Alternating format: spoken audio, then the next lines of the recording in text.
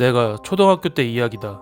난 어렸을 적부터 몸이 허약하고 안 좋았다. 그래서 수시로 병원에 드나들면서 입원하기를 반복했다. 심할 때는 1년에 거의 3분의 1을 병원에서 보낼 때도 있었다.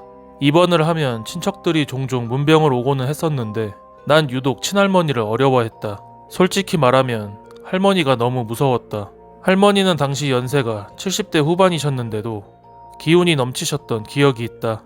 입도 걸걸하시고 드세기로는 웬만한 남자보다 더하다고 마을의 평판이 자자하셨다.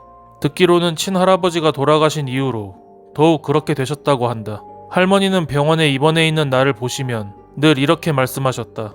사내 놈이 이렇게 약해서 어디다 쓸까?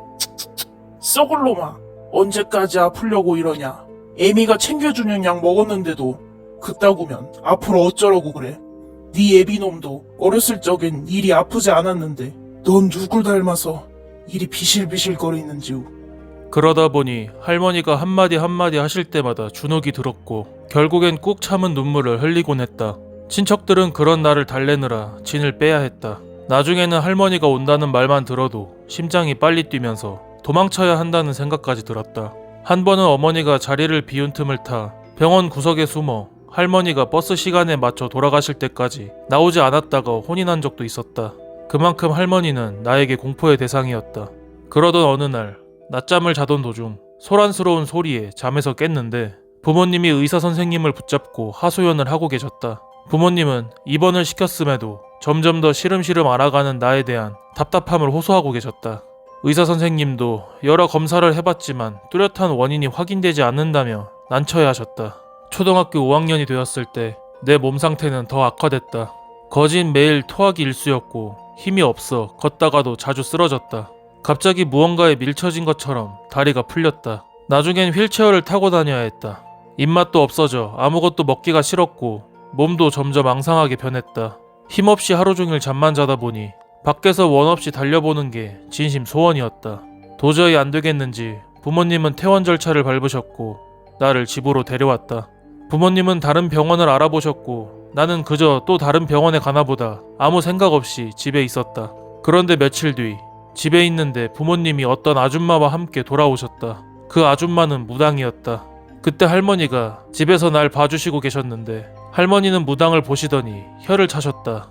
할머니는 하다하다 이제는 둥둥거리는 인간까지 불러서 이 소란이냐. 오래 살다 보니 별 꼴 같지 않은 걸 다 보겠다며 무당을 윽박질렀다. 무당은 눈 하나 깜짝하지 않고 말없이 짙은 눈썹으로 나를 내려다보았다. 그러더니 집안을 이리저리 휙휙 둘러봤고 어머니에게 몇 가지를 물어봤다. 이 집에 언제부터 왔는지, 아이는 어디서 태어났는지 등등. 어머니의 대답을 들은 무당은 조심스럽게 입을 열더니 충격적인 말을 들려줬다. 이 집에 악신이 있습니다. 아이가 이 집에 태어났을 때 데려가려고 붙어버렸습니다. 대체 이 집을 판 놈이 누군지는 모르겠지만 제대로 당했습니다. 나에게 악귀가 붙어있다는 말에 어머니는 비틀거리며 쓰러지셨다. 무당은 구술하라든지 부적을 하라는 말도 없이 앞으로 살아봐야 몇 개월이라며 악담을 했다. 화가 난 할머니는 무당에게 온갖 욕설을 퍼부으며 집에서 내쫓았다. 할머니는 집으로 돌아가시면서 아버지에게도 역정을 내셨다. 너무 늦어버렸다. 어쩌자고 이런 집을 샀냐며 타박하셨다. 그날 이후 부모님은 자주 눈물을 흘리셨다. 그런 부모님에게 며칠 뒤 또 하나의 비극이 날아들었다. 할머니가 돌아가셨다는 소식이었다. 며칠 전까지 그렇게 건강하고 드세셨던 분이 돌아가셨다는 소식에 친척들은 큰 충격을 받았다. 오죽하면 마을 사람들까지 믿기 힘들다며 수군거렸다. 어린 나조차도 믿기 어려워 비현실적으로 느껴졌다. 태산 같던 할머니가 정말 한순간에 사라진 느낌이었다. 돌아가신 할머니를 처음 발견한 사람은 큰아버지였다.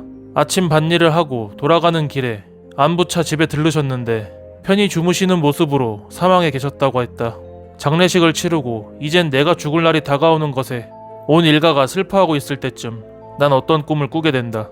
꿈속에서 내가 할머니 무덤 앞에 서 있었는데 무덤이 무너지더니 할머니가 관을 열고 나오셨다. 그런데 할머니 손에는 도끼가 들려 있었다. 도끼를 든 할머니의 얼굴은 흡사 분노한 악마 같았다.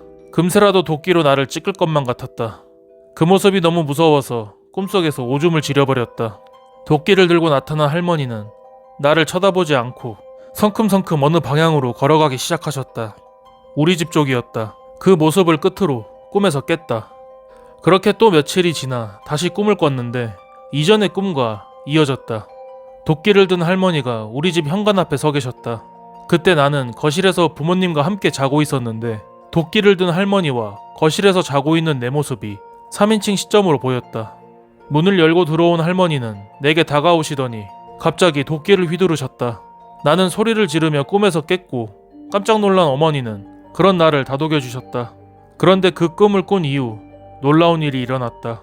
내가 놀랍도록 다시 활력을 되찾기 시작한 것이었다. 얼마 전까지만 해도 죽조차 먹기 힘들어 하던 아이가 밥이며 고기며 폭식을 하기 시작했다. 감격에 겨운 부모님은 돌아가신 할머니가 나를 지켜줬다고 말씀했지만 당시에 나는 믿지 않았었다. 날이 갈수록 상태가 좋아지니 어머니는 무당을 모시고 왔다. 악귀가 떨어졌는지 알고 싶으셨던 것 같았다.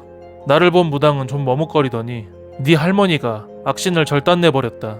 죽어서까지 손자를 지키려 하다니 참 대단하다고 말했다. 그리고선 부모님을 따로 불러 말하지 못했던 이야기를 해줬다고 한다.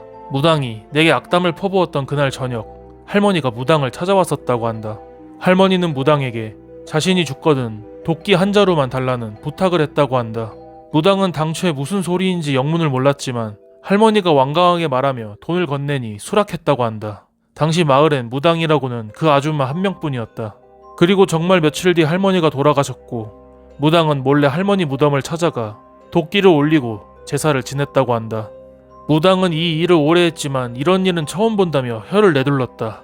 그러면서 내게 그런 할머니를 둔 걸 천운으로 여겨라. 앞으로는 건강하기만 하라며 나에게 봉투를 건넸다. 봉투에는 돈이 한 다발 들어있었다. 무당은 할머니가 부탁을 남기며 건넨 돈이었는데 자신은 한 게 없으니 돈을 받을 수 없다며 봉투를 주고 떠났다.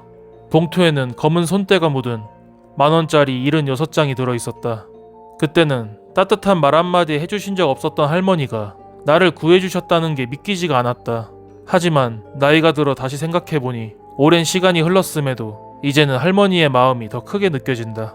언젠가 다시 뵙게 되는 날이 오면 감사하다는 말과 함께 꼭 한번 안아드리고 싶다.